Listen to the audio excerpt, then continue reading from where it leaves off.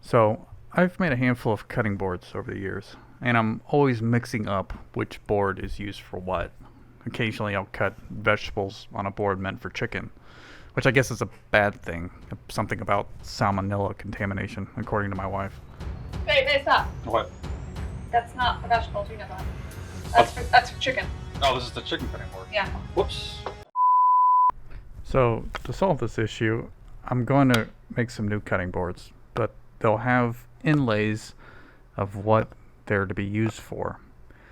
So I went and grabbed a bunch of wood that I had lying around, and I jointed one side on all the boards so that I would have a flat face to run against the fence on my table saw. I cut all the boards down to 2 inches wide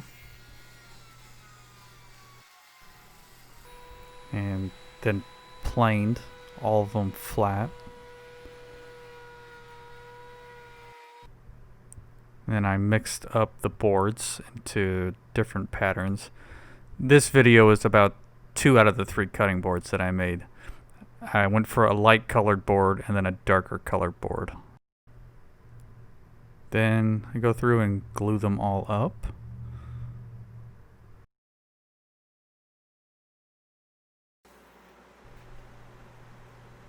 I let these clamp up overnight.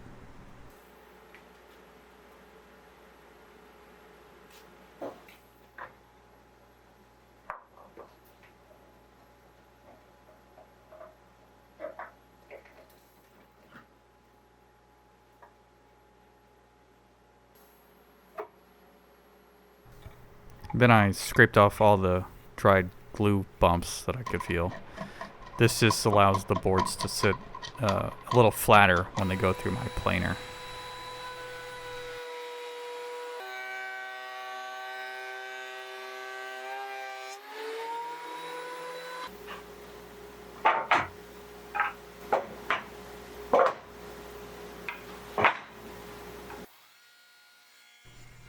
I squared off the ends, and then I cut all the boards down into 2-inch wide sections.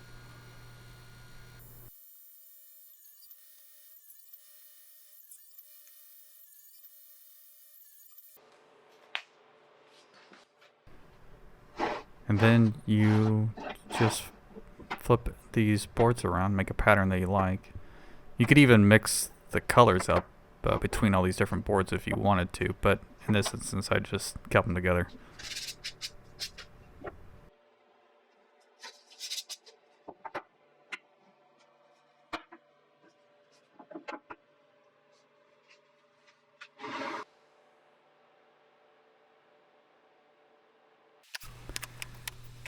And then glue them up again.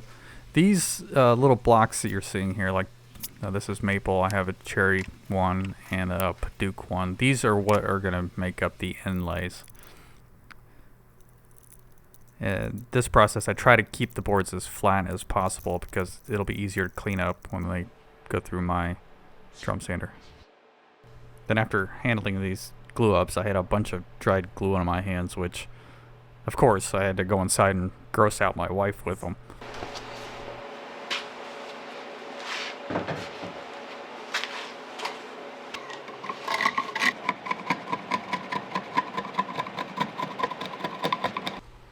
As you can see, the sandpaper on my drum sander is long overdue for a change. In fact, I've got a big burn mark on it that if I run anything underneath it, just leaves a massive burn mark across whatever I'm trying to sand.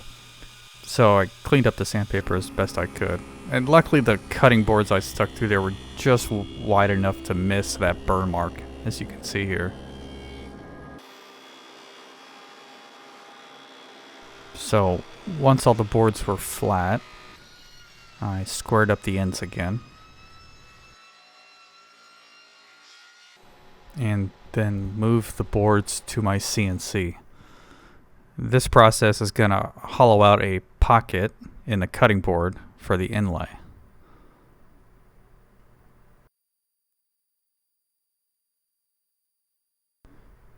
And when the pocket was done, I could stick in the material that I was going to use for the actual inlay. In this case, I used maple. I tried to contrast the colors between, if it was a dark cutting board, I wanted the inlay to be light, and vice versa.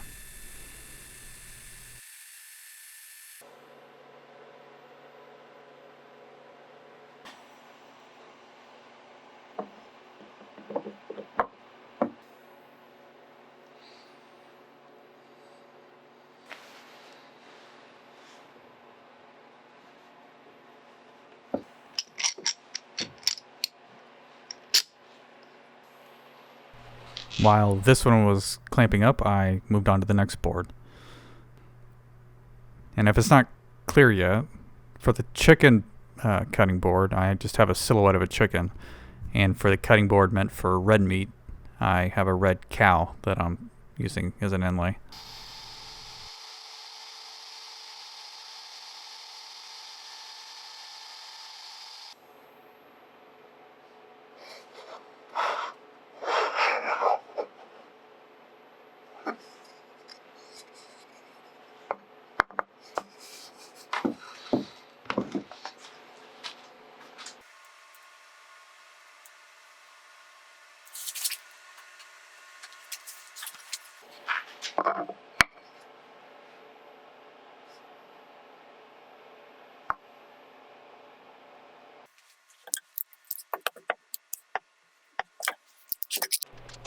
I'll let these glue up overnight again.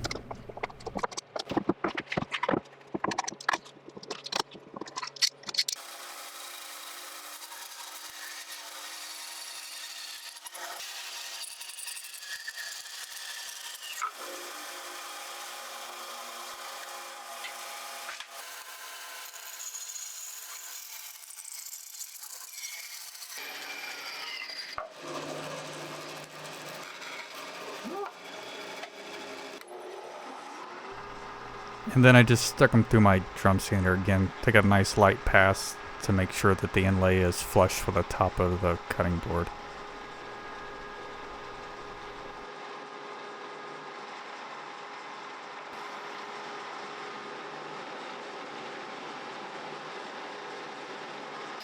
Then it was time to sand. I went through most of the grits up to 400.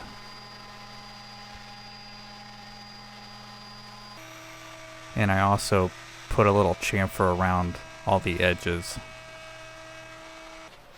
And I just used a paper towel and some mineral spirits to clean up all the dust. I use this butcher block oil and finish.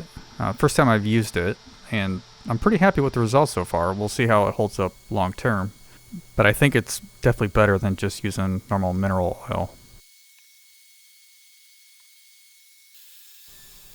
I think I did 3 or maybe 4 coats of this stuff. Basically just come back and do a light sanding between each one. The other thing I did that I didn't show in this video is that I put the inlay on both sides of the cutting board. It's literally the same exact process that you just watched. I just did it twice. But anyways, I'm really happy with how they turned out. This was the first time I tried doing inlays on a cutting board, and pretty happy with the results. So, thanks for watching, and if you enjoy this kind of content, please consider subscribing. I've got more videos like this coming soon. But until then, I'll leave you with some glamour shots.